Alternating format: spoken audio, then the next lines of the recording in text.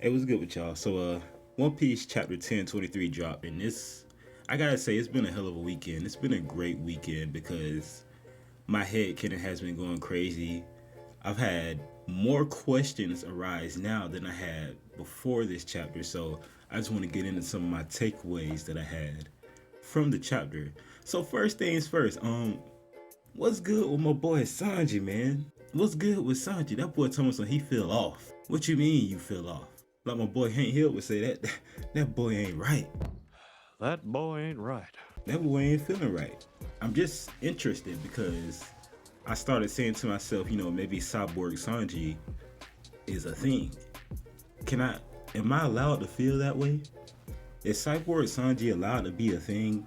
Because honestly, I don't know. Some people might be mad. I would love the hell out of that shit. But I understand this, that he just, like, my theory is he says he feels off. He's just not feeling human. He's losing a bit of his humanity due to the raid suit, you know what I'm saying, making augmentations and shit to his DNA that he doesn't know shit about. So yeah, obviously his body is changing, but honestly, one of the questions I had is, what kind of powers can we expect to come from this kind of change? Because he already has the Diablo Jamble. I was thinking projectiles, like when he moonwalks, how he kicks his feet, the force from his feet can project the fire like towards Queen. But in terms of wondering if he's even gonna use the raid suit or not, because he said he's feeling weird, trust me, Queen is gonna force Sanji to use that raid suit. Even we see at the beginning of the chapter, they were on the ground, but they got right back up, and Queen said that didn't hurt at all. I didn't feel that one bit. And King was just looking unamused the whole chapter. I wanted him to say something more, but I'm gonna get into the calamities later. Fucking Sanji's gonna have to use that raid suit. I see it right now. He's gonna have to bust that thing out. Like I've said before, at that moment, we're gonna see some character development from Sanji, at least in terms of his strength, in terms of his pure overall strength, especially in comparison to Zoro, because Zoro's been getting a whole bunch of love. We're gonna see that raid suit again, and we're gonna get some information. I really want to run with that Cyborg Sanji idea, but I don't know if people are gonna let me. So we'll see. One thing that I do want to touch on, and this is just my opinion, Zoro versus King is going to be high diff, and that's all there is to it. That's a high difficulty fight for Zoro. And I feel like people are putting a lot of expectations on Zoro because he was already on the rooftop doing a whole bunch of work. He's already, deflected that awesome sovereignty to save everybody. Zoro did his thing on the rooftop. Give him a round of applause, give him his props, and now he's got a difficult fight versus King. I think it's kind of a bit much to expect him to deal with King and go help Luffy with Kaido. That's really asking a bit much. Let's just see how his fight with King goes, because Zoro said it himself, King, you're a bloodthirsty brute. This fight is gonna go the distance. This is gonna be some Ashura, how he was versus Kaku. That was a drag it out fight, and I feel like it's gonna be a lot of blood involved. Maybe King will open up a bit more, but maybe we'll even get to see some new sword techniques from Zoro. In this chapter, they also touched on maybe a hint to Zoro's leniency in his family and the people who he could be related to. I guess this really doesn't do anything but add to the Zoro's greatness. I guess that he has a historically strong family that maybe has some connections to the past, who knows. But it is a good little bit of information. I'm more interested in Zoro's fight. But man, being related to Ryuma, it's crazy that he ran into him, had a fight with him, and earned his sword and earned Ryuma's respect. I know they wanted Shusui to save, but maybe Zoro goes back to get that sword because Zoro seemed attached to that sword for some reason. So I think maybe Shusui might be one of Zoro's final swords that he carries around for endgame. But also people have been talking about they really want Zoro to get his own blade, and I understand that as well. Zoro does need a black blade here pretty soon, especially going into the final couple of arcs. Zoro's strength is still going to be rising astronomically because Luffy is going to be getting stronger as well. Zoro still has a couple steps to go, especially with that Conqueror's Hockey thing. We got to get some more of that shit. So let's talk about Arashi versus Jack. I'm really excited about that fight because I like Arashi as a character. And I'm really looking forward to hopefully seeing some Sulong techniques. I don't recall seeing any Sulong techniques. I think we may have seen Carrot do a little fighting. Arashi's form in Sulong, like, it kind of gave me, Yamato vibes when I first seen Yamato's Devil Fruit transformation. That shit is fucking crazy. Like, I'm so looking forward to that fight. And you gotta look at, he tossed Jack off the fucking balcony when he was in fucking base form, bruh. By his fucking nose, too. I was like, bro, he tossed his ass off the balcony. Going ham, bro. It's interesting the dialogue that we were getting from Jack in this chapter. He's like, man, I already forgave you for lying to me, man. You don't even have to do this, bro. Just lay your weapon down. I don't understand. Was he trying to tell him to lay down and go home, or just lay down and let me kill you? I don't know. There is no give up in Arashi. He was breathing hard, because I think he was one of the ones that didn't get any help from anybody in terms of, the gifters that Tama was able to control. So he's still been getting jumped this whole time. So he's pretty tired. Also, I wanted to say, Jack's hybrid form is pretty fucking weird, but I'll touch on that later. One thing I did see though, when Jack seen Arashi's hybrid form, he did seem like he was pretty nervous just looking at it. So I'm like, maybe he's seen something from this Sulong form and he's like, man, this is a bit much for me right now. It's a little bit too much, but I don't know. Nekomamushi versus Sparrow. I got 2 words for you. Big tongue. I think the official translation said something a little different, but when I read the scans, it said big tongue, and I was like, bro, that's like a name you give your side chick, yo, big tongue. So let's see, like, big tongue, he got bad luck. Like, last chapter of that panel where Nekomamushi just like, tackled his ass from behind, pause, and just knocked him away. He looked so fucking sad in the face. I was like, bro, I kind of feel bad because, yeah, he was the antagonist, but did he really do anything to deserve this beastly Sulong form that we see from Nekomamushi in this chapter? And he got his candy arrows and shit. He got his hockey. We're gonna see some hockey in this fight. Maybe his candy arrows will do something to make Nekomamushi. He better. Honestly, I think Sparrow's best bet is to stay away.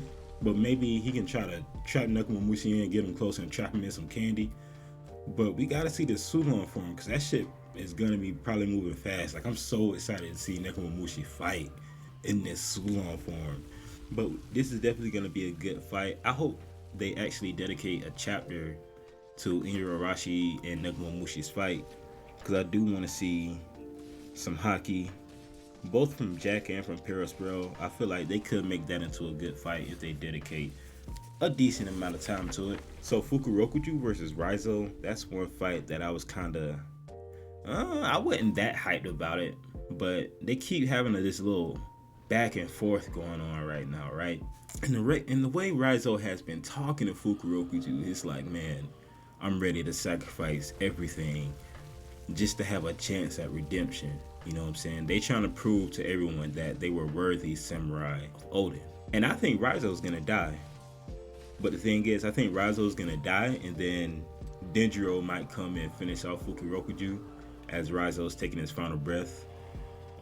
That's one theory that I have. But I've never been really hooked on Raizo like that. But Oda, like I said, Oda has been going really hard, making a lot of these fights very interesting. You see they're throwing shuriken at each other and shit. It's really a really interesting dynamic to see, because it seems like they have history. And just looking at it from my perspective, Raizo is kind of a subpar ninja, and it seems like Fukurokuju doesn't really respect him. But they both have their flaws. Even Fukurokuju definitely has his flaws. I think he's loyalty to a fault. And I feel like it's gonna come back to bite him as he's dying. He's gonna be just think about his past and reflect on the decisions that he made to support Orochi and everything that he's been through, and he's definitely gonna reflect on that. Alright, so let's talk about the calamities. King, Queen, and motherfucking Jack. The thing is, they should all be extremely durable. That's why I'm really thinking these fights are gonna be hardcore to the max. We seen Ulti take that new, what was the name of that attack? It was some kaiju beam attack that basically almost split Ulti in half. Ulti was able to get up from that. And you gotta think about, do any of these guys have that big mom type of power in them right now? I feel bad for Arashi because he has a big task ahead of him he has a very big task. He's going up against a commander by himself. And he's tired, but he has to get it done. As for Sanji and Zoro in their fights against King and Queen, we gotta see something from King. We're gonna see something from King. He's still in his base form, like I say. I think Zoro just need to rush him and let him know what fucking time it is. Get this man to transform into his hybrid form. Let us see that shit. Let us see some fire. Let us see why they call you the Wildfire.